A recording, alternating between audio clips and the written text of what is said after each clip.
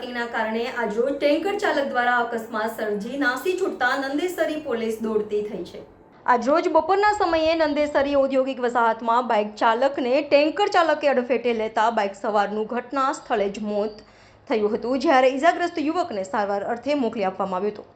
નંદેસરી ઔદ્યોગિક વસાહતમાં આવેલ દીપક નાઇટ્રેટ તેમજ સિમાલિન કંપની દ્વારા રોડ રસ્તા ઉપર જ ટ્રાફિકને અડચણરૂપ પાર્કિંગ કરાતું હોવાથી ઘણીવાર મોટા અકસ્માતો સર્જાતા બચી ગયા છે, પરંતુ આજરોજ પાર્કિંગની ગેરવ્યવસ્થાને કારણે આણંદ જિલ્લામાં આવેલા નાપાડના બાબુભાઈ મોહમ્મદભાઈ રાઠોડનું ટેન્કર ચાલકની અડફેટે આવતા ઘટના સ્થળે જ કરુણ મોત નીપજ્યું હતું।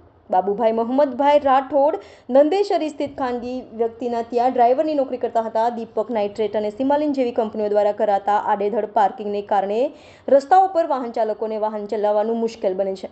તેવામાં પાર્કિંગની ગેરવ્યવસ્થાને કારણે આજે એક યુવકનું મોત નીપજ્યું છે। ઘટનાને પગલે નંદેસરી પોલીસ દોડતી આવી હતી અને અકસ્માત સર્જી નાસી ગયેલ ટેન્કર ચાલકની શોધખોળ આરંભી છે।